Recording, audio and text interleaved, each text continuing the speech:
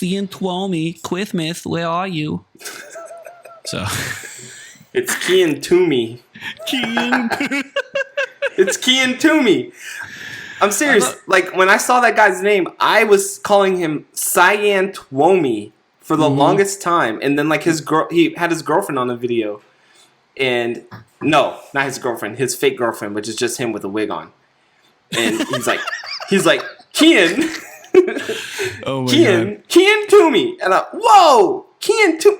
And I should have known that it was Kian Toomey, because Toomey, it's spelled TWO, like the number 2. I should have known it was Toomey.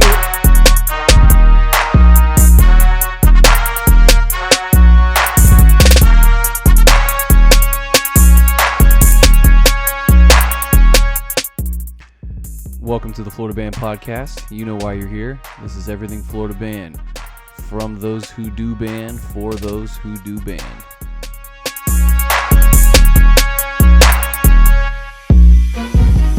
My name is Andrew Lopez. I'm the band director at Coniston Middle School in West Palm Beach. And I'm Christian Gordon, band director at Westglades Middle School in Parkland, Florida. All right, ready to pop that soda? Here we go. Good old Coke. I have a Diet Dr. Pepper. A Diet Dr. Peppers. I'm just drinking Sprite. So it's all good. So what's up, man? You guys finished your first week of school? Yeah, we did. We just had week 1 and you finished week 2, correct? Yeah, I call it week 1.5 because our first week was only 3 days, and like you can only really get so much done. I see. It was just kind of like whatever. So I guess for us it was week 1 and 4/5 because we started on a Tuesday last week. So this was your. But it felt like a full week. Sorry, this week. Yeah, this week we started on a Tuesday. See, it already feels like it's been too long. Dude, you're telling me. Freaking, we'll get into it more in depth, but like Marissa and I had the longest week, and with it being the first full week of school, like the kids were feeling it. I remember on Friday I went up to my AP and I was like at lunch. She was doing lunch duty and I was like, yo, is it me or is everybody dead? And she's like, no, everybody's dead. It was pretty long. But it was good. Like I had an okay week. How was your first day of school? Hang on, I need a sip to jog my memory.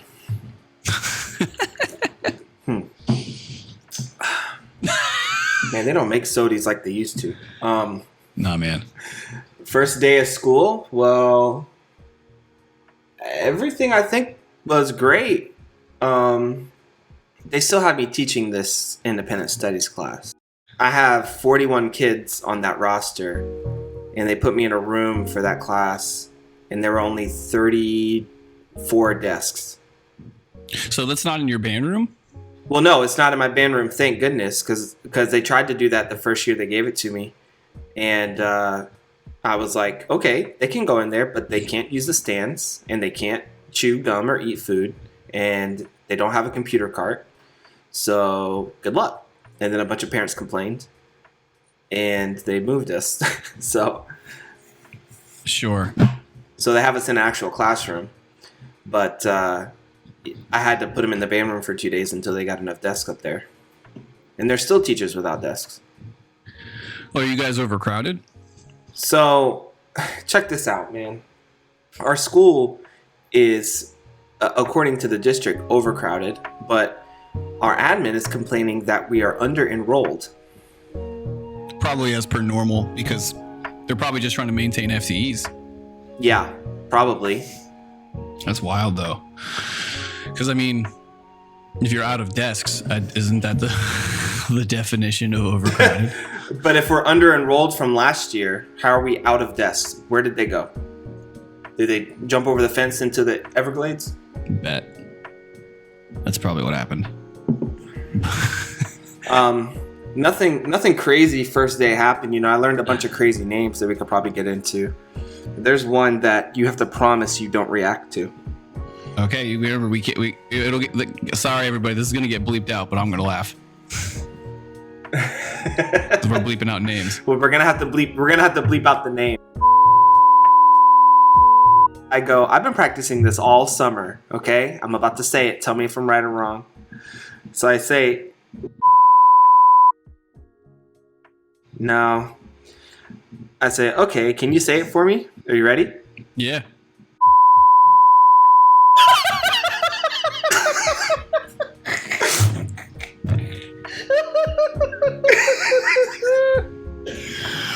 Oh God, the joke is obvious, but I won't. I won't.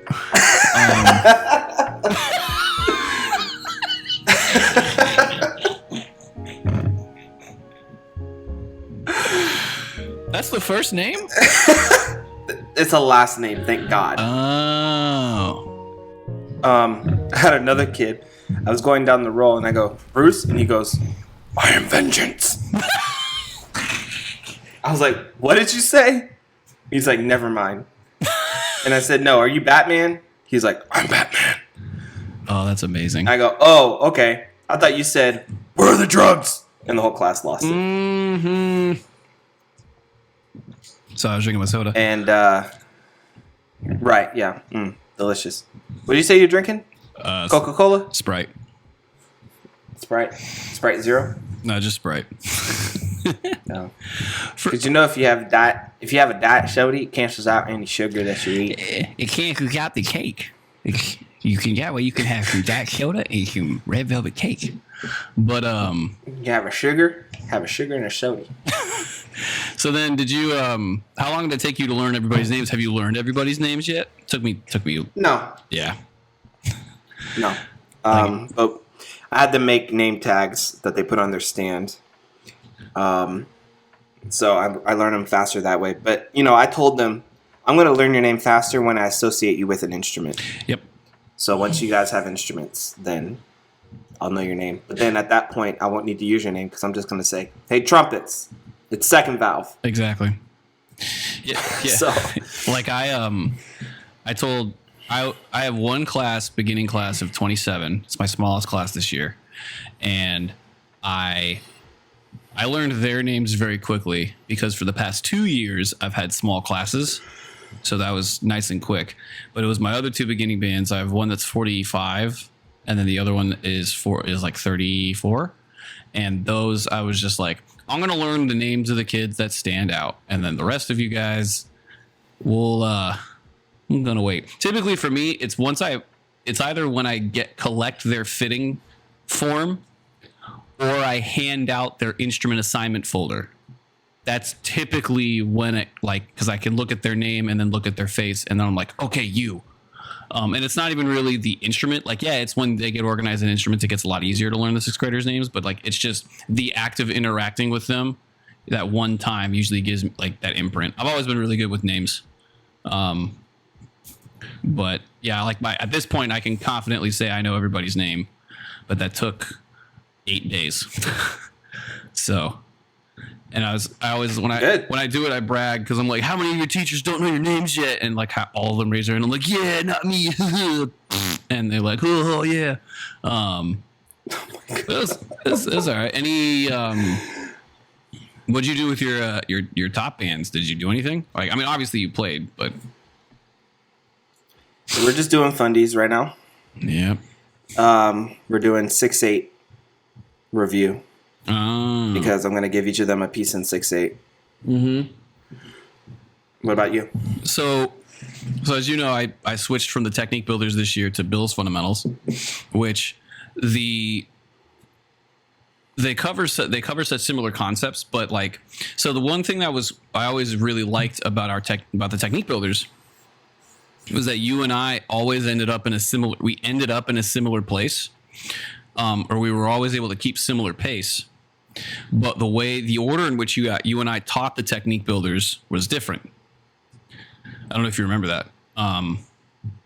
Like I remember. Well, I think that's with everyone. I mean, it depends on your teaching style. Sure. I mean, you can give someone the same warm up or technique exercises, but they might use it differently. So. Right, but it's just the order in which each exercise was taught was also different. I remember, like I bounced around. That's what I'm saying. Yeah, because like I didn't even teach it in the way it was written. I didn't even teach it in the order it was written all the time. Same.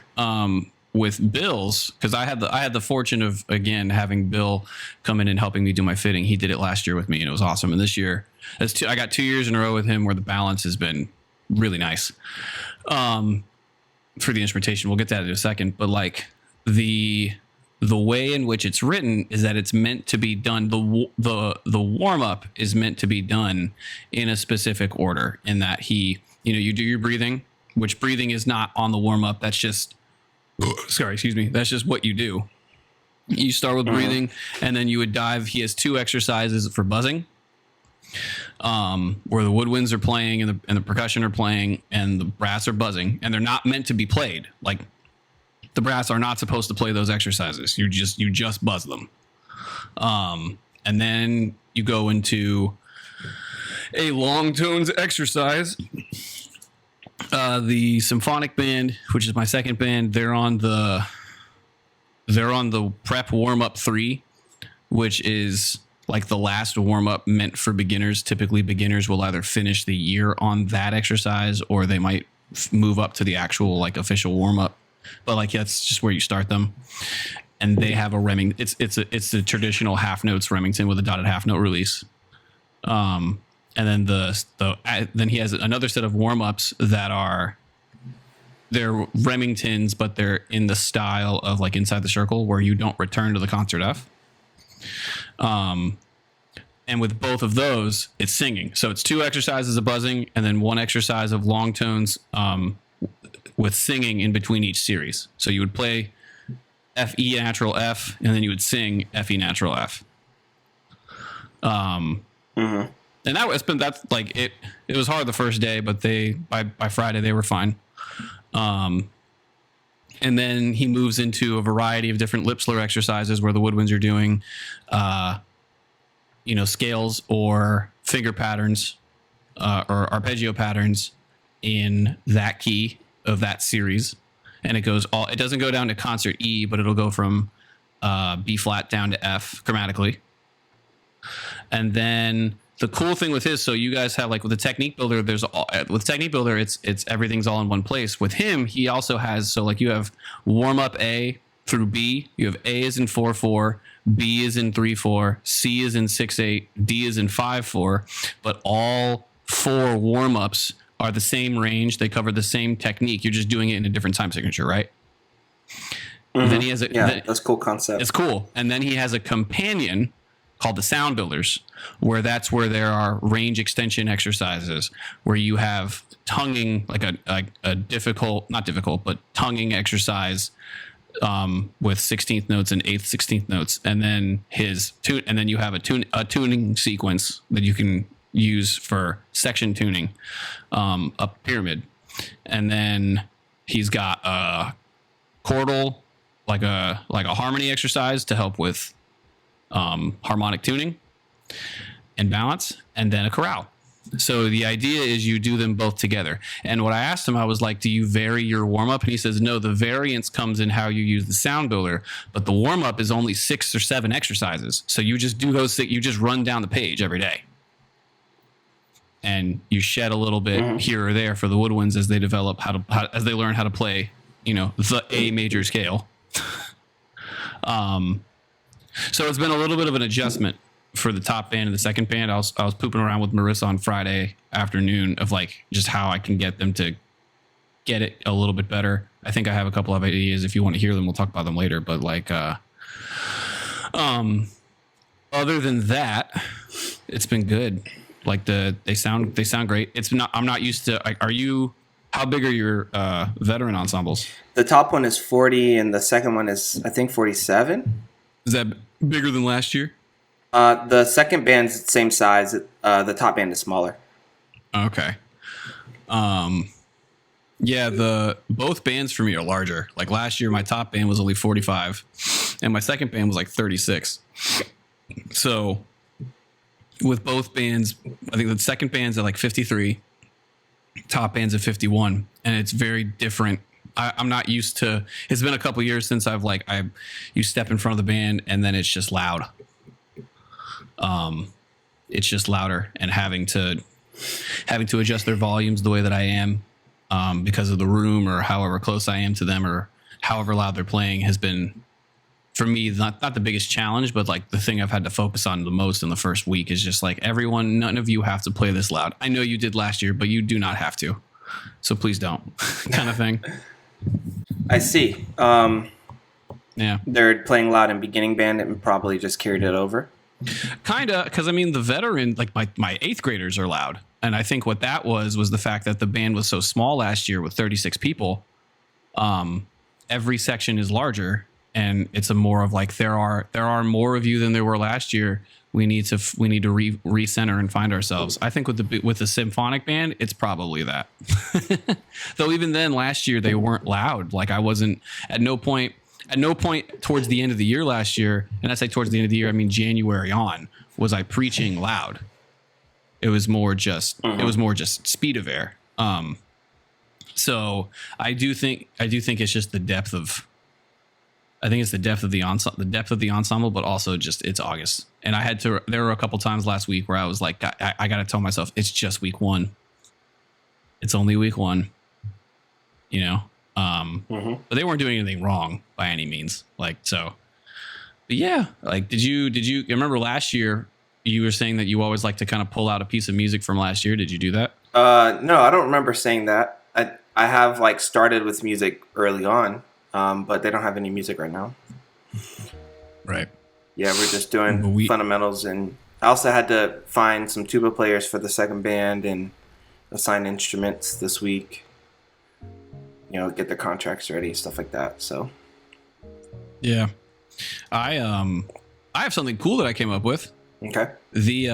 So I told you guys. So like in Palm Beach County, middle school band programs, and high school programs get a stipend offered. It's called the assistant band director stipend. And what it is, it's not a lot of money. Like I think the assistant band director stipend is $1,500 for middle school, and then after taxes, that's $938 for the entire year. So typically, it's assigned to someone who already works at the school, so that way, it's just additional compensation. It's not at all meant to be something you give someone to come in to work with your kids. So what I did is there's a teacher at my school. She's a second-year teacher. She's from University of Florida. She has a degree in education, and she's a math teacher. But she also played in the Gator band and the marching band for 4 years, and she still plays. So I'm bringing her in as an office assistant. Cool. Which is awesome because so for the first week of school, the kids didn't have Chromebooks. Because they had to turn them all in, and I had all of my assignments for like all of like the registration assignments and like the band handbook and all this. Everything was electronic, but they couldn't access it. So in order for me to get my information on time, I had to print it all out in like the span of I think I did like 2,000 or 3,000 copies in 2 days, and then I passed it all out. But now in order to record the information, I have to write it all down, and I have to type it all in. So I have this mountain of papers in my office that I was just like, I need help filing this. Otherwise, I'm going to be doing this till May. So I went to this teacher and I was like, hey, you want the stipend? She was like, done. So she's coming in once a week after school for I think maybe 1 or 2 hours. And then she's going to come in. Her planning is during my top band. So if I don't have anything for her, she'll also work with my clarinets. But then otherwise she'll just be doing planning and helping shave hours off of my week. Okay, cool. Which is legit. I'm super excited about it because I've like the last person I know to do that was Rachel at Elsie Swain. With this stipend, where she was like, she didn't hire pedagogical help, she just hired someone to help manage her life.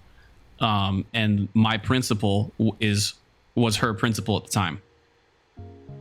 So okay. It was partially his idea, and I was like, I love you. This is great. Thank you. So I'm super excited. Like that was like the big revelation as I ended the week. I was like, yes! Oh my God.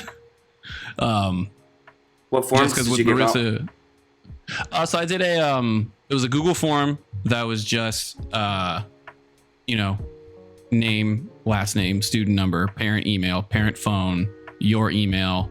If the kids felt comfortable, I gave the option. If the parents felt comfortable, they allowed to give their student to give their cell phone. So in the event I'm at a field trip and I just can't find that one kid, kind of thing. And then I asked for volunteers, and I asked if they needed a translator. and that question was in Spanish. And it was that, and then it was the band handbook and calendar acknowledgement form where they just sign it saying, I understand the calendar exists and will follow it. And then that was it. But that's 600 pieces of paper. I see. So it's a lot.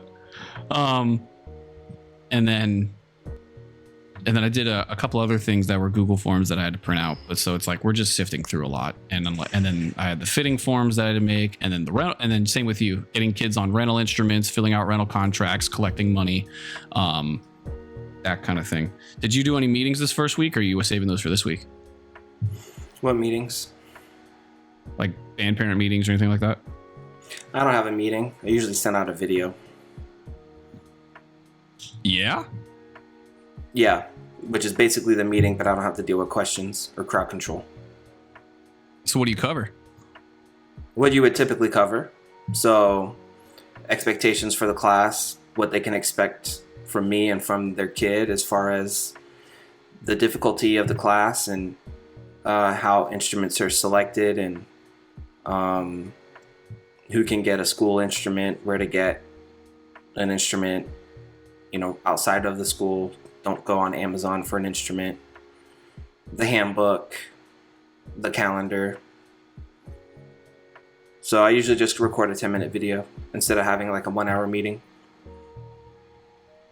What's your response on that? Like in terms of, or do you have any? I just get emails back.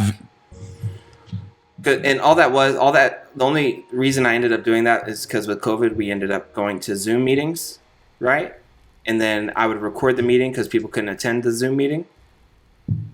And I was like, yeah, they don't attend in person. They don't attend online. I'm not going to waste my time. So I'm just going to record a video. Do you have any verification to confirm that people have watched it? I don't need them to, because it's really just, it's there for the parents that want the information. I'm not trying to get more people to consume the information or to get the information, because I already do enough to get the information out. So as far as like the weekly email, the band app. So, and I put everything on Canvas where they get all their work and announcements and things like that. So all that information is there for them. The only thing I do to verify that they understand that they have access to the information and they got the instructions on how to access the information is that first day form. And so it's a lot like yours, but they acknowledge everything. It gives them instructions on how to get on the band app. It is a media release form. It's the handbook. It's the calendar. They acknowledge all that stuff. It even has instructions like screenshot these dates so you have them. Acknowledge that you have them. Acknowledge that you understand it's important to be on the band app. So I get all that. They get a grade for that form. So I actually graded all those this morning, and maybe 20 or 30 kids got zeros because I don't have them yet. Right. So they're going to do that form. And as long as they do that form, I have the wherewithal to be like, well, like if they miss a concert or something, well, you acknowledge here that you had the dates for the concert. Well, you acknowledge here that you should have been on the band app and all that good stuff. So that's all I do. So really the video is just a courtesy. Like the informational video is just a courtesy, but I mainly do that I do it for the beginners, but I mainly do it just so they understand, like, even though your kid is smart and has been, called gifted their entire life up to this point, they're gonna struggle in band because it's not just doing math problems. So that's really why I do the video. Oh, and don't go on Amazon for an instrument. That's why I do the video. Yeah, see, I do all that in a meeting because I've got a lot of families that don't have computers. I got a lot of families that the only computers they have are the Chromebooks that the kids are given. So for the families who can get off work, I have the meeting just to make sure that it's in person, and then it's also for all populations involved at my school, because it's very diverse. I like to have that FaceTime. I'm old fashioned that way. Though I do like the added perk of no questions, or as in not no questions, but like, sorry, I got a lot of gas. Don't derail my meeting. Yeah. No, I I mean, get I've it. never had a And there's nothing I've wrong never with had a with, single with person. yeah, there's nothing wrong with doing an in-person meeting. I did them. It's all based on your clientele. As long as you're getting the Yeah. information out there. So, but Yeah, the I way think what I might do though is I might record it as well. Like I think I might record the meeting itself because I had a lot of parents who couldn't be there, and I had a lot of parents who only speak Spanish who couldn't be there. So maybe like if I can make a script and then give that to a guidance counselor, maybe they could record it. Ooh. and honestly, if you generalize the information in the video enough, you just make the video once and reuse it every year. Right. That's so smart. Oh man. Yeah, like it's and like I felt the need to really do a meeting this year because this year was the first year where I really did the fair share rollout. Like last year we did it a little bit and I was able to collect, I'd say a quarter of the funds, but that's only also because I only did it halfway through the year, which of course that's what was going to happen. And I knew that. Mm-hmm. But this year was the big rollout and then the big press for sponsorships and all that stuff. And so far that's been successful. We've raised almost half of our clinician budget for the year, and I know other sponsors are going to be rolling in soon because I know a lot of parents were talking about it and, weekly email, all that stuff. People aren't going to forget about it, but yeah, I did the meeting, and that's part of what made this week so long was because I did a veteran meeting to talk about the new uniforms that I'm doing, which my last year's uniforms were such cheap material. It was such a cheap polo. I was like, we're going to up it to dry fit just to make it nice. So it's a dry fit polo. And then I'm also giving them how you guys do it, like a spirit shirt. Mm-hmm. Where that way that's obviously where you can put the sponsors and etc. So I wanted to make sure that I spoke about that out loud to be like, yes, the uniform fee is double, but that's because you're getting two things, and then explain where the clinician fee comes from to make sure that it was just clearing the air. And then the second night was for the beginners, where I tacked on instrument rental procedures, which I think doing both fair share and instrument rental in the same meeting was a little bit long. And I can tell I definitely overwhelmed some of the parents.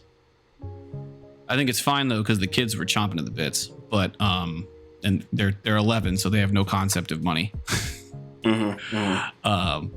But I think that was the one drawback was that like Thursday I could feel the overwhelmed nature in the room, and I was like, Well, it was your first time, so you get the hang of it. Had Bill already been in with the kids by then? Yes. So the way, that's your advertising for the fee right there. Is like if you guys enjoyed Bill, talk to your kids. They probably love Mr. Castillo so much, and we're going to be able to continue that with this fee. Oh yeah, like in my percussion guy already came in as well, and I'm so glad that Marissa and I found somebody. Like he was great. He's coming in again. And so yeah, like it was the kids know, and I told them I was like, did the guy send his vendor badge? He's working on it. So he's starting as you know what I'm talking about. Yes. Yes. Yeah, not that guy. I know. But no, it was so like it was, other than the overwhelmed nature, like the first night with the veterans, we raised $3,000 in sponsorships and people willing to pay dues outright. And then the second night was $1,800, which I told them, I was like, in order. I said, don't worry about your fair share until you get your kid with an instrument for the beginners. I was like, that's number one. So just go handle that first. And I've tried to be as open as I possibly could in terms of like open door policy about, like if you're seriously experiencing problems, please email me. I was like, the worst thing you could do is not say anything, and then your child suffers the anxiety attack and not you. Mm-hmm. So like that's been really cool because all weekend I haven't been answering any of them, but I just see them rolling in. I've got a bunch of parents that are both super excited, very thankful, and then also parents requesting financial aid and all sorts of stuff. Which has been really, really neat because normally it's crickets. Normally at my school it's very crickets. So like the fact that I've been getting a lot of people talking to me has been really great. But that's what made it long, was just those two meetings. Getting home at 7:30, 8 o'clock, 2 nights in a row. Nah. That was hard. That was hard. Yeah, But- I hear that. Well, see, we're gonna have to do open house too. Did you guys do that? That's on September 8th. So that's different because it's with open house. I mean, how do you guys do it? Well, it's just late in the evening, and we have 6th grade one week, and then 7th and 8th grade the next week. Oh, But it's still an hour each time. Sure. So for our open house, which is going to happen like in 2 weeks, is it's 1 hour, 1 day, and the way it works is basically you just have 10 minutes per class, where the parents follow the kids' schedule from class to class, and they just I have 10 minutes to say everything I need to say. And for the veterans, it's really fun because it's open house, so maybe only 50% of the program maybe will show up. Right. A lot of times it's like 30-40, so you got like the best, like the nicest families in the room and the parents who really are like super engaged. So I can just be those are my favorite days because I can just be my clownish self, especially with the vets who've known me for 2 years and they're like, oh yeah, this guy's an idiot, but he's competent, I guess. So I was like, hey. Oh, speaking of vets, I should probably get some to be at the beginner open house. What for? Yeah. Besides like helping out. Just to be, help out and be present, wear their band shirt, and be an example. Sure. You know, I had that. be like- I had a couple kids. Oh yeah, I want my kid to come to open house and help out, volunteer, be involved. Like it'll just put on a good image, I think. Oh, sure. I had that for the meeting. I had 3 veterans come in. They didn't have their band shirts yet because they were 7th graders. But they were clearly like very respectful, passing out the sponsorship forms. And like I had a couple kids, and the kids that I brought, I made sure were bilingual so they could help out. But yeah, like it's been cool. When's your fitting? So I don't have an official fitting. I'm not doing that anymore. Because I tried this out the year COVID hit, and it worked really well. So I told you we did that spring fitting that one time. Mm-hmm. So when we started the school year, we had like 90 kids already fitted, right? But I had 60 more that still needed to be fitted. So we did do a fitting for those kids, but we did it so early that we had time to kind of drag it out. So All County Music came and did a 1-day fitting. But knowing the NISTA way, where every kid gets their first choice, because you just keep fitting kids until you have your instrumentation. We did that for a week and got it just in time for them to get their instruments and to do the boot camp and things like that. So we're starting fittings. We're going to start with the kits tomorrow, but really the fitting is going to take a week and a half, 2 weeks. And Sure. So I bought 100 of the Jupiter kits. Yep. And they're awesome. Yep. And so every kid's going to get one. They get to practice on it. And all the clinicians are coming in this week to demonstrate their instrument, give help, show them how to make sounds on the kits, all that stuff. It's all about just like learning about the instruments and making sounds, taking it home to practice, coming in before and after school to get help if you want help on a specific instrument, just establishing that culture of I'm going after this and I'm going after that, I'm getting help, I'm working with my clinician, I'm doing what they say, this and that. Then the week after, I'm going to start finalizing the roster. And then by Labor Day weekend, they'll have the weekend to get their materials. The weekend and then plus the following week. And then on the 10th, we have our Jumpstart Day. We're not calling it boot camp anymore, calling it Jumpstart Day. When is Labor Day? The 2nd?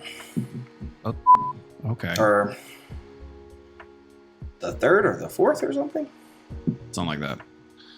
I dig it. Yeah. Freaking those kits are the best. They're so good. My only complaint is that the high brass mouthpiece is hard. In my opinion, the high brass mouthpiece is the most unauthentic. And it's the hardest to make it sound. feels like the rim feels really large for a trumpet mouthpiece. Well, it's really large, and then the bore is thin. So if you don't have small lips, it's harder. It's harder. You just have to. You got to compensate. Like I tell the kids to compensate with a butt ton of fast air. I'll keep that in mind. Yeah, but I like didn't have an issue with really anything. I think the only thing was the clarinet mouthpiece. You cannot put any pressure on that plastic reed. Like, just make the face and blow. Yep. Because like, if you press your upper lip into that reed even just a little bit, it's not going to get a sound. The thing to look for on that one too is that you have a lot of kids. I was so this year I was so careful to tell the kids, do not put too much in there. Do not put too much in there. Stop eating your mouthpiece. And there were a lot of kids that, because it's just easier that way. It's so easy to make a sound on that thing that you're going to end up with a lot of kids who like clarinet because it's easy. Like it's the easiest one. And I told Bill when he showed up for fitting day, I was like, hey, BT Dubs, like there's going to be a lot of kids with really good embouchures. There's going to be a lot of kids that are just eating it. So just give them twos. And I ended up still with like, out of 105 kids, I still ended up with maybe 27 on clarinet. Which is a lot for that number, but I'm cool with it because I'm going to turn them, couple of them into saxophones anyway. But anyway, like that was probably the thing. Like I learned more about the kits this year than I have the past 2 years. I finally learned how to get the best sound for flute. Cause like I've told you about my flute woes for the past couple of years, and I now have 18. You're starting 18 flutes? Yeah, dude. It's a lot. Not recommended. The recommended percentage for that instrument only shot me out at about 11 to 13 was my margin of error. But I've had such bad luck with flutes these past 2 years. You mean like keeping flute players? Yeah. Like I've just then you need to start more. Yeah. Exactly. Okay. So then 18. What section did you start less of? I started less of trumpets this year. It's just what came out. I have so what's your number for trumpet? Like 9, which isn't that many. Yeah. Yeah, I hope you keep them all. It's tough. It's a tough game to play. I've got one class with one trumpet, and then the other 2 classes have like 4 or 5 each. Wait, say that again. I have one class with one, and then and I tried to make sure that for the most part they were in the other classes, so that way they're all together. Like I've got one class with one horn, and then the other 2 classes have 4 horns each. It's just how it ended up. But then I've got the tubas are pretty evenly sparsed. I've got like 4 in each class, and then I'm gonna try and balance both my classes. Yeah, I this year, because like we talked about it last season, but like this year, in years past, I did it based off of class, where the balance was per class, and if I did it that way, I probably would have ended up with more trumpets. But what you're dealing with is different class sizes. Correct. So with the different class sizes, I was just like, let's just make them. We're going to do it based off of total enrollment, and that was off of Bill's recommendation, because there is one class that's double the size of the other. And I was like, you can't. I don't want to end up with I didn't want that 27 kid class to be like all low brass and a flute. Correct, but I get that. You probably could have at least made sure no one was alone on an instrument. Yeah, and in that small class, those are probably going to be. Because that's kind of what I would do. Because I used to do it based on their fitting and not based on their class period.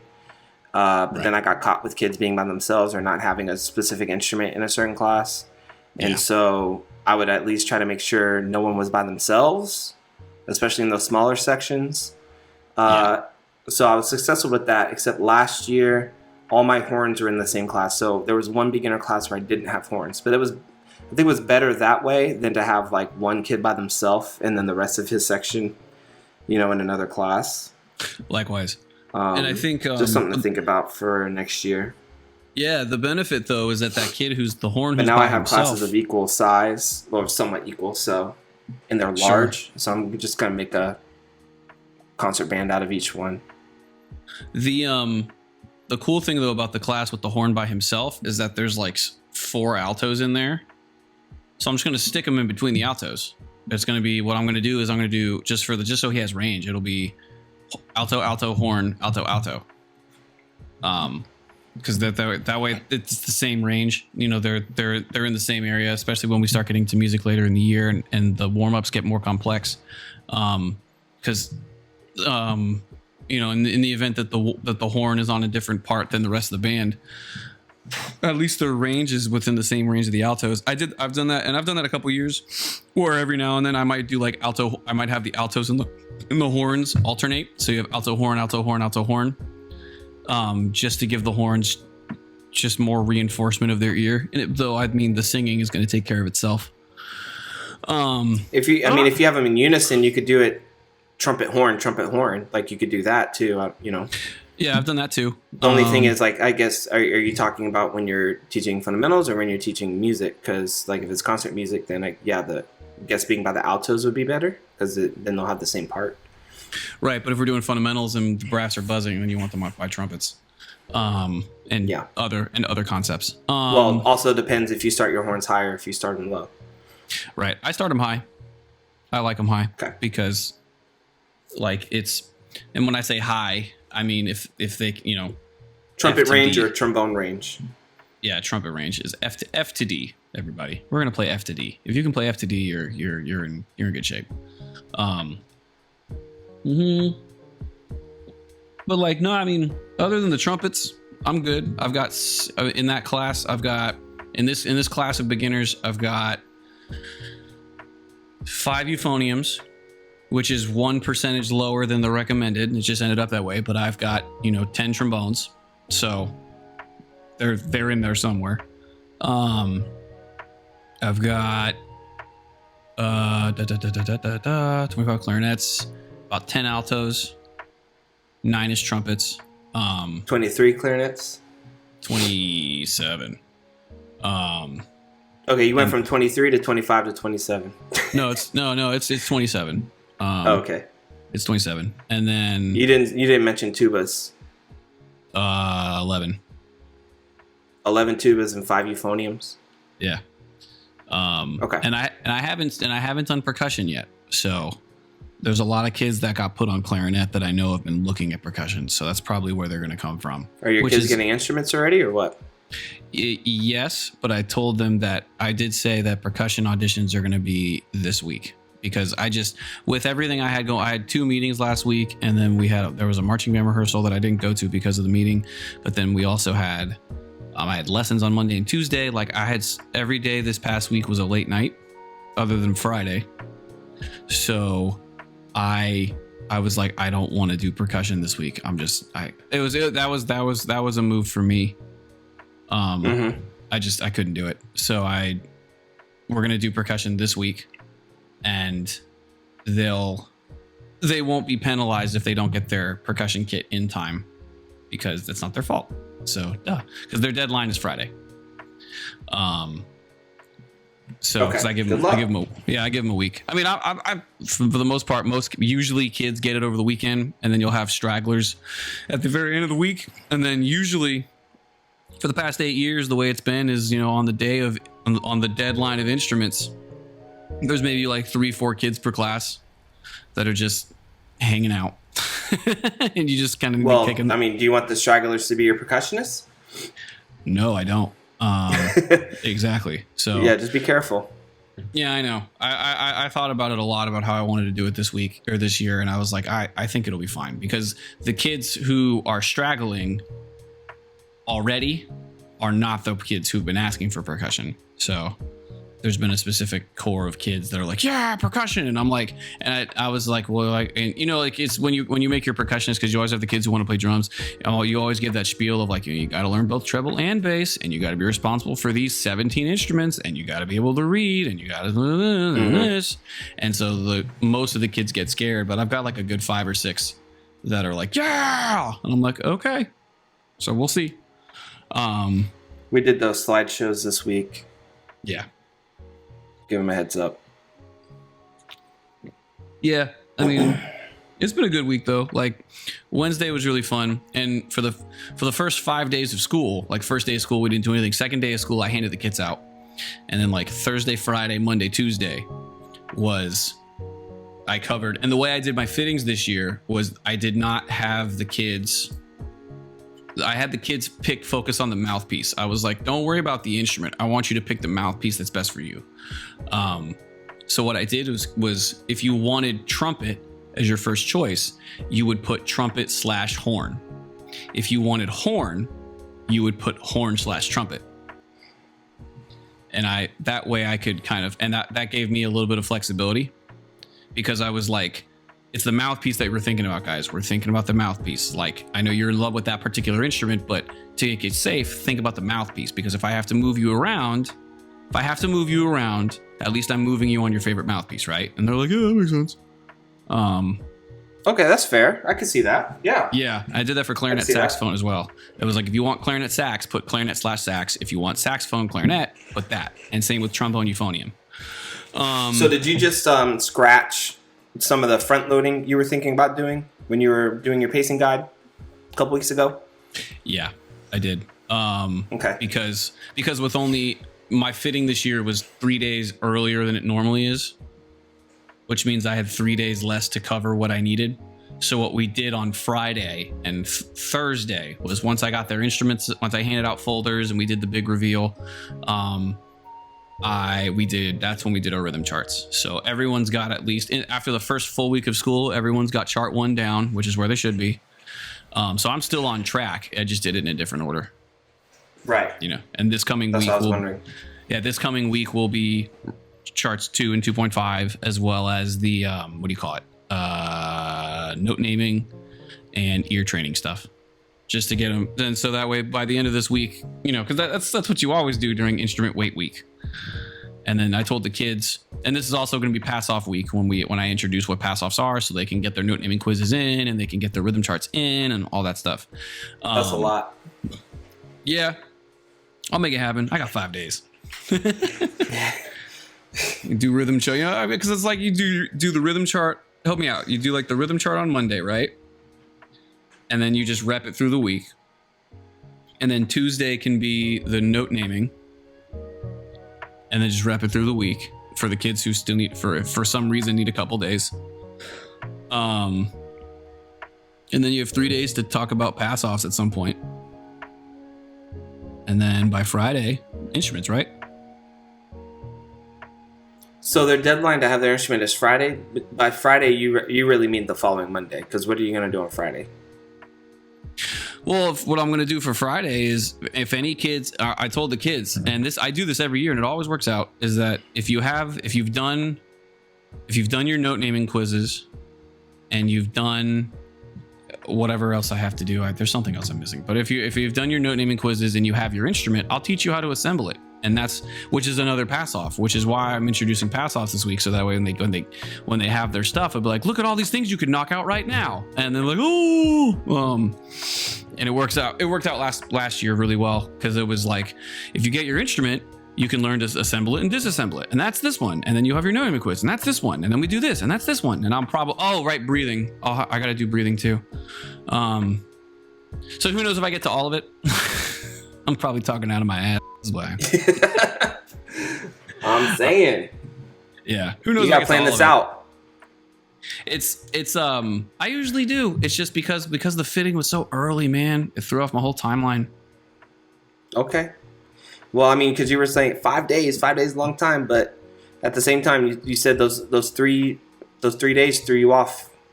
Yeah. So a day means a lot more than it does. You might think. I know. So if 5 days is a lot or isn't a lot, 3 days, 5 days, you got to give them equal weight. Give each day equal weight. You're always so wise. If it were me, I mean, not if it were me, but I was thinking when you were talking all the stuff that you would want to do, I don't think it matters what order you do it in. Nope. As long as you scaffold it. So if you wanted to actually lead with the pass-offs and you show them the pass-off sheet and you go, okay, this is what we're going to tackle for the rest of the quarter. You go through the list and kind of show them what each thing is. and then you hop into breathing for the rest of the period. Maybe breathing, and also have them make their start making their flashcards that day. Right. And then the next day you review breathing and you do some more flashcards, and then you introduce chart 2. You could go that way, or you can front load them with all the stuff they need for level 0 and then hit them with level 0. So like that's usually how I do it, because that way so they're like either one. Because that's usually how I do it. Because I'm just like, because when I show them the pass offs, they're like, oh my god, that's so many assignments, because they look at all 5 levels because they're silly. And then I'm like, look at level 0. Look at all these things you already know how to do. And they're like, oh, he's right. And then they knock them all out. Do you give them all the levels at once? No. I show them on the I show them on the smart board. I scroll Right, down right, because I'm like, this is for, I do this, it's the 3-year thing, and check it out, it's all 3 years. And then I say, here is your first thing, and I usually give them level 0 and level 1, because there are kids they're gonna knock out level 0 in a week, and then they're already on level 1. I go forth, young child. But I usually front load them with all of the stuff and then show them what pass offs are, because it's also, you also need to make time for them to do those pass offs with you. Exactly. In class. And that and for me, it's like we talked about last year, where that's my lunch period, because my schedule's the same as last year, where I have that long period for lunch. Mm-hmm. So those extra 30 minutes is pass off time. Usually it's extra 40 because I finish early. And by finish early, I mean finish within 15. Oh god, so much gas. 50. So finish between 50 minutes. Like I was gonna say, like, honestly, dude, because you're right. This stuff it all comes out in the wash. The thing with fundamentals is, as long as you cover it. Well, what I meant was, you're gonna do it all anyway. But you should be purposeful about it. So either decide if you're gonna front load them and then show them the pass offs, so the pass offs seem really attainable, or show them the pass offs first and then hit each one, one by one in whatever particular order you feel like hitting. But exactly. Have a purpose to it. Exactly, and that was my idea. Like I was gonna, so they understand, and and how it's all connected and why they all work together. I was talking with Marissa about it, and I think another teacher, and it was the idea of like high school band directors always talk about, like, they can talk about the nuances of marching band for way too long. Whereas the thing with middle school band directors is, you could ask me, hey, quarter this, week this, what are you covering? And I bet I could give you an answer. Because what we do is, in the scaffolding that we do and the sequence that we do, is so much more planned out and methodical. Whereas most high school bands is the literature teaches you your skills, kind of thing, which is garbage. But you know what I mean? Yeah, I think the literature teaches skills things is more applicable the more advanced you are. Yeah. Cool, yes, but it's the idea, because even then, if you're a high school band, you're not doing fundamentals, you're not doing anything. There's less of a method. That's why they make method books for middle school band. That's right. Because there's a method to what we're doing. Mm-hmm. And it's like no, but when I say it all comes out in the wash. I mean, like, I'm gonna cover it, and I know which order I want to do it. I need to sit down and meditate exactly this week what I'm going to cover first. I think I might cover breathing first, because you always want to cover that ASAP. Especially I want to cover, and I definitely want to cover breathing before they get the instruments in their hands, for obvious reasons. So I'll probably do breathing first, and then note naming, and then for the kids who have their stuff before Friday, get them assembling, and so that way, they can. And then before the week is over, pass offs will be covered. That's in my pacing guide that I have. So and rhythm charts will be in there somewhere. I don't know. Well, I'll figure it out. Oh my goodness. The assembly, I would put the assembly off as much as possible. The only assembly I would be doing is mouthpiece. Yeah. Because I hate having to reteach assembly because kids don't have their stuff. So I always I have the kids teach each other only after I've taught it a number of times. Like in a, let's say you have a class. That's dangerous. Well, I've never had that problem because let's say you have a section of 12. One kid brings it in that one. If one kid has it, I'm not going to teach it. I usually wait till maybe like 4, 5, 6 have it in, and then I'll teach it. Mm-hmm. And that way, there are 6 kids looking at the straggler, going like, "No, idiot! Careful with your read. Oh no, you're so stupid!" Like, yeah. Is Bill your main help, or do you have a second, like maybe a woodwind person? So Bill's the brass guy, and then during MPA season, I'll probably have him come in clutch with the concert bands. But then I've got Mrs. Lopez. Marissa has a woodwind guy on retainer waiting for me. It's her woodwind guy, and then we both have a percussion guy. So we both have 3 people on staff. I'm waiting till I have the funds raised to bring in the woodwind guy. I have enough for Bill and my percussion guy. And yeah, Bill, I would say when Bill is there, you guys split the class, and he's helping these instruments with assembly, and you're helping the other ones, things like that. Oh, absolutely. And primarily, I told him that once we get started playing with the beginners, he's going to be specifically with the horns, especially with that one kid who is unfortunately by himself. And the kid who's by himself, like that kid got a 5, and he put horn trumpet, and I was like, damn, you bet. That's good. So Hope he has a good ear. Yeah, no, he does. I tested him. He's good. But that's why he's by himself. I was like, all right, here we go. So I told Bill, though, I said, once the beginners start playing once we're into it with mouthpieces and first 5 notes, I'm like, oh, you and horns. That's like, I'll take the trombones, tubas, and trumpets, like, and euphonium. So I'm not worried. But horns. Speaking of horns, your horn person, she added me on Facebook. Well, you did meet her. I did. It's just been a while. I was like, Michelle. Oh, Michelle. Hi. You could probably call her. She'll probably come in. Where does she live? In Parkland. Ah, it's too far. You think she might drive? Yeah. Okay. Because it's farther than Boynton. She likes teaching. I mean, what's the worst she's gonna do? Say no? And then I cry. Yeah. I'm just saying, if you want some help, I might reach out to her. With horns. Yeah. I don't know if it's in the clinician budget this year, but I'll definitely keep that in mind. I might bring her in once or twice just to... Maybe you just need to buy her some Casa Tequila. Bet. You're right. I'm just saying. Or have you get creative. How often have you gone to the new burrito place? We went before the Bad Beer Day. That was it. I haven't been back since. Sure. So we just went, for the move, and then Bad Beer Day. You want to go back? I do. I really do. But dude, like the only other burrito I've ever had that was really good. Was this the place? No, they had the Mahi burrito, right? That was the Mahi place, yeah. Because the Grandview, have you been to Grandview? You've been to Grandview. Just once, I think, yeah. They have a shrimp burrito.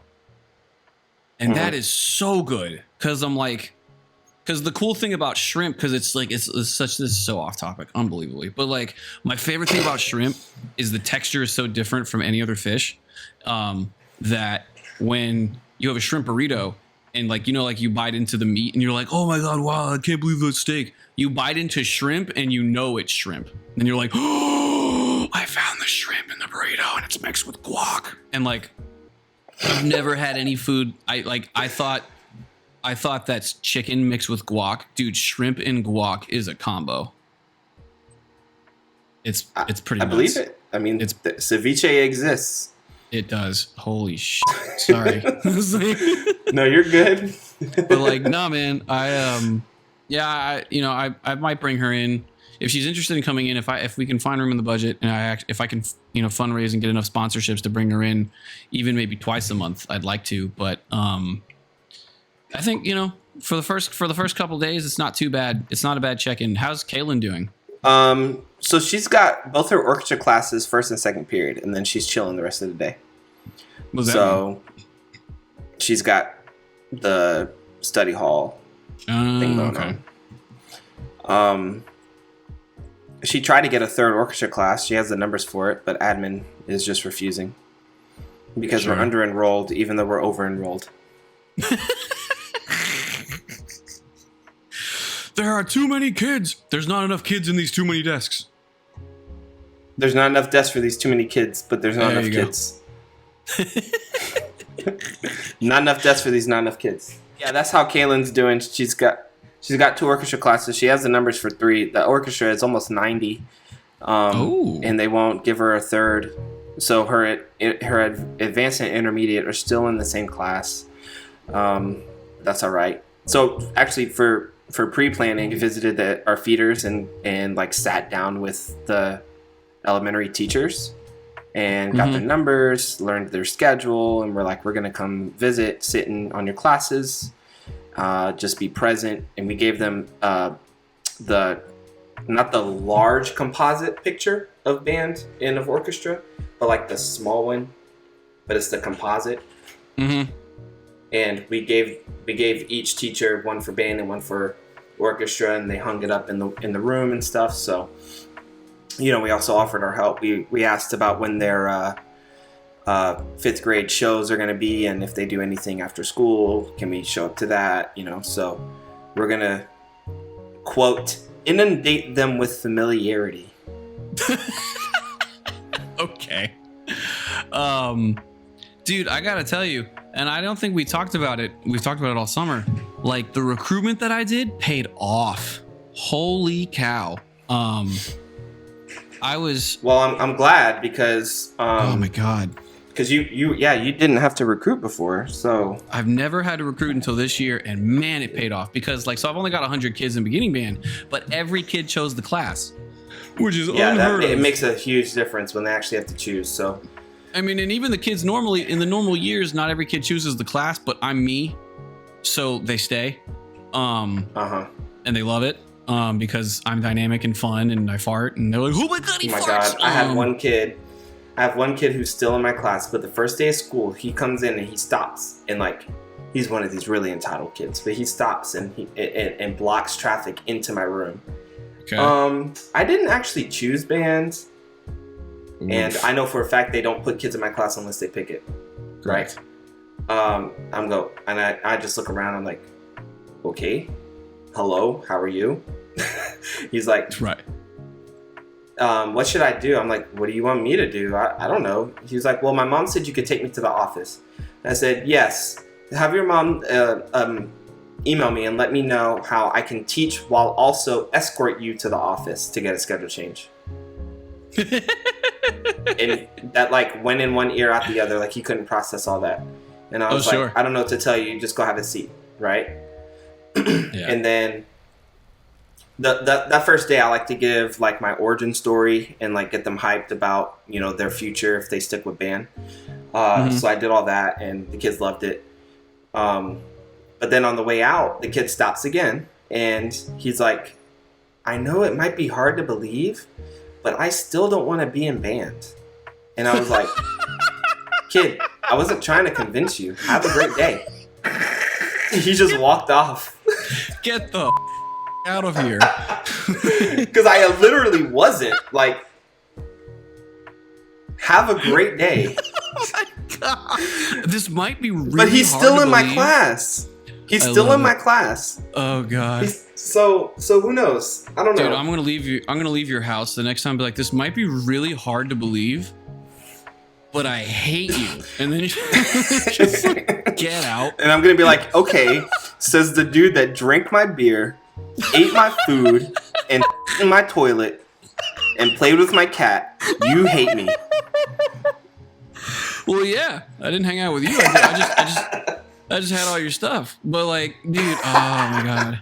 I mean, he did take candy up from me on Friday, so. Well, there you go. Call him a hypocrite. But like, man, it's been the coolest part about the recruitment though was that, like, because I spent during testing last year, I spent like maybe an hour at every school for the presentation, and then just like spun my magic. And over summer, we have a summer camp for 6th graders. And I wasn't working the camp. I was just in my office doing things. And I would walk up And then every kid would be like, "Is that Mr. Lopez?" And I was like, hey,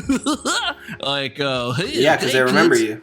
Yeah, and then Goofy. and like, oh yeah, and then like half of those kids were not signed up, and they all signed up that next week. They all like marched in the DP's office and were like, "Hey, we saw him, we remember him, we want him." And I was like, "Hello." So yeah, I've been picking up kids in the hallway. I haven't been able to get into the lunchroom the way I planned on. So Right. every time I go to the lunchroom, the 6th grade AP is just reaming the kids out with disciplinary stuff. Right? Sure. So like me going in there isn't doing much. I've still been going in there, but you know, and I wanted to take Candy in there on Friday, but the SRO is in there reaming them out with a bunch of stuff. So, and not because they're bad, but because they're trying to prevent them from ever being bad all year. Right. So when that calms down, maybe I can get some, but at least in the hallways when they're walking by the room, like I picked up like 3. Yeah, I picked up 3 this week. 4 that want a schedule change. They want to be in band. So That's thankfully. great. Yeah. So that kid can peace out. And I also had one that quit band but like came back, and then I had one move in from Palm City. From Palm City. Okay. Yeah. Yeah, I had 4 kids join, and they were 4 kids that were just late to registration, like the Kanye West album. But then it's been really, really weird with our principal leaving and us having a new principal. Which our new principal, I love him, by the way. He's incredible. Remember that one way? I remember I said you asked me to get signed up for Midwest, and then it took me 15 seconds. Yeah. I stuck my head in his office and went, "Hey man, there's a conference in Chicago that I want to go to. Dreyfus is going. Can I go?" He goes, "Yeah." I was like, "Okay." That was it. And I pictured that whole thing in my head. I like just stuck my head in, and it was like halfway. You know, it's kind of thing. It's like cartoon where like the head is floating way higher than the body is, and I was like, "Hey, can I come in?" But like he was great, and it's been really, really cool with because there's a new principal. There's a new sense of priorities. And since the sense of priorities are not the same as the old priorities, I've just been planting my flag everywhere. Everywhere. Not and that your last principal's priorities were off, because they weren't. That was a good principal. No, Mr. Otero was the bomb.com. Yeah. But so with my new principal and the new priorities and making sure everything's running the way he wants it, which is a great way. He's super organized. When I had a parent talk to me the other day, and this is a humble brag that I never get to say, but I had the parent be like, "Yo, like she called me one of the flagships of the school, and like the band program was one of the flagships of the school because of when COVID happened, so many things were just lost, which happens in every school. That a big reason a lot of parents and kids are still here is because of what we do, and that was such a nice lift up. She told me that during the meeting, or after the meeting, and that was such a nice lift up from what, and I wasn't expecting it, because I was just like, that was after an hour of give me your money. So she came up to me and was just like, "Hey, like, I just want to let you know, like, with all the new changes that's been going on, like, a lot of parents have been relying on you for being such a consistent face." And I was like, "Oh, thank you." Like, yeah, it does help. Yeah, and you it's get the that recruitment stalwart efforts. effect. The longer you stay around, you become the face of the school. Yeah, and it's That's been really, really we're good. kind of banking on that. Oh yeah, and I've had a great 2 weeks. I'm excited for the rest of the year. I'm excited for this coming week, like we talked about, where I have like 70 things I got to teach, and they're all my favorite things to teach. Because there's nothing more fun than teaching breathing with balloons and tubes for the first time, where you watch that kid choke on it, because they put the tube too far in their mouth. That's all. Like I'm very excited. I think it's going to be a good time. When do we want to do our next checkup episode? Probably next month. Maybe, or we could do it in 2 weeks when we record again. Maybe we can do 2 episodes if we start on time and all that. Not throwing shade. Sure. I'm just saying. Yeah. I'm not throwing shade. I'm just saying.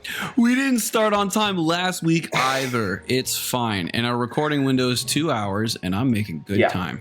So But it's all good, man. Anything else that was like that stood out, or are we rolling out of here? What about you? Is there something you've had a week and a half?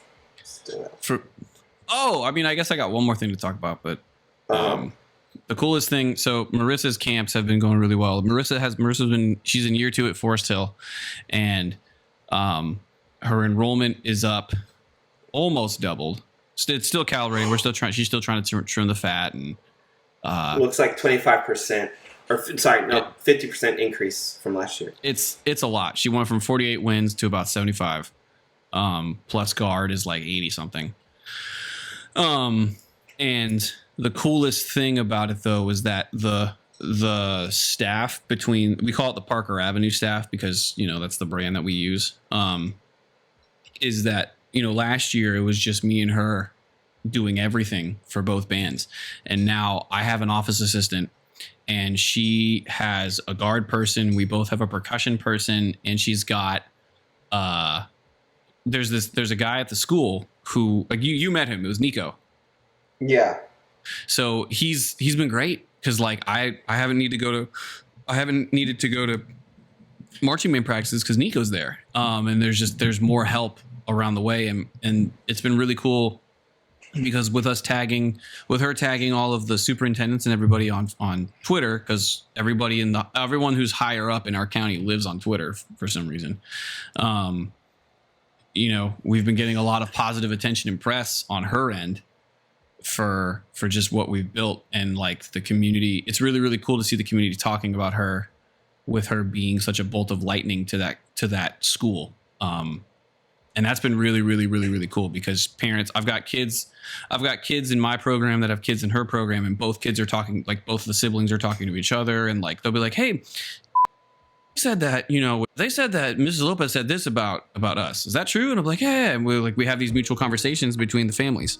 So I think the coolest thing for the past 2 weeks has been watching how the improvements at her school with what she's done with that band have elevated the game across the board for our little feeder pattern. I see. Yeah, that's awesome. It's been Speaking of feeders, wow. Speaking of feeder, yeah, Steve's been telling us that they got some players this year, and he's been thanking us. He's like, they're kicking. They have 6.5 minutes of show on the field. Wow. Yeah. Wow. How often do they practice over summer? They did a week at the start of summer. They did a week at the end of July, and then they did a week, that teacher planning week. They were there for camp. That's great. 6 minutes is a lot, and now all they have to do is clean for that half, and then I'm sure they probably have like 2 or 3 minutes left. Yeah, and I don't know what their uniforms are going to be yet, but we'll see. They're hitting it hard. But at least the kids are keeping up. And then some of them came to volunteer at our West Glades scheduled pickup. So there was some high school kids there, and then there were also a couple incoming 6th graders there that were helping out, just handing stuff out. And then of course current students. So that was really cool. I dig it. The thing that I was gonna mention was I was on trial this week with some of my students. Oh. God.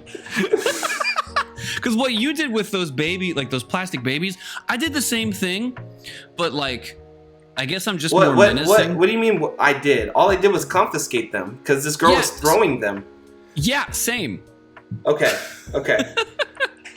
So I confiscated them, and they said I'm kidnapping children. Yeah, that's what they made posters about them and put them around in the band room. Not that. They didn't do that because my kids don't have access to a printer. So they took me to trial, and there was a judge. This kid wore a judge's wig and brought it to school. And I had a lawyer, I had a defense team, and they had a prosecutor.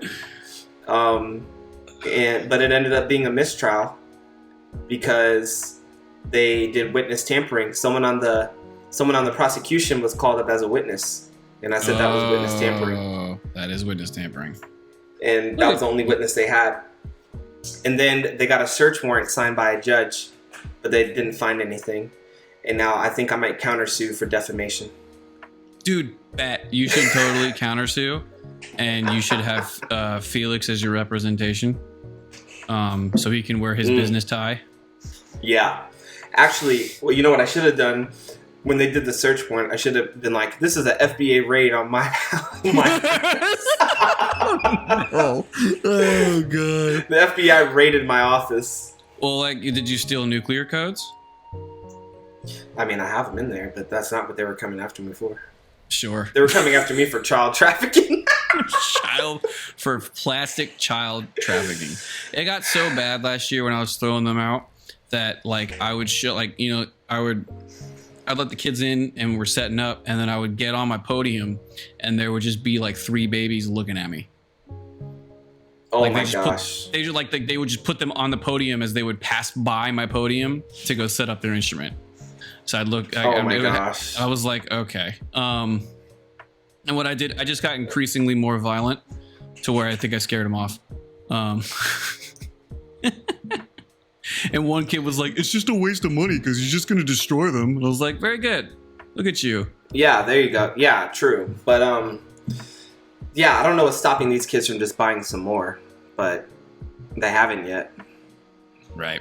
They're just sitting in my backpack because I moved them from where they saw me put them in my desk. I moved them when they were getting the warrant signed, the search warrant. I moved them to my backpack. You didn't throw them out? I still have them because I gotta use them for something when they after I get out. After I sue for defamation and I win. See, I think what I'm gonna make them do is make those posters again, but instead of defaming me, they're gonna praise me and announce my innocence. I'm serious. It's like the OJ trial, but not. It's authoritarianism is what it is. It's so stupid. I run a tight cult. I mean, ship. Apparently, Jesus, man, we're just over at my band. We're just hanging out. I'm just like, hey, man, stop with the babies, and they're like, you know what? You're right. All right. Well, I think we're pretty caught up. I think we're caught next up. time yes. we'll either do another catch up and we'll have AJ with us, or we'll do some more fundies talks. But take us out. We'll see. Or both. Take us out, bro. Thank you all for tuning in to the Florida Band Podcast. Until next time, peace out. Peace. Thanks for listening to the Florida Band Podcast. Follow us on YouTube and contact us at flbandpodcast@gmail.com. Catch you next time.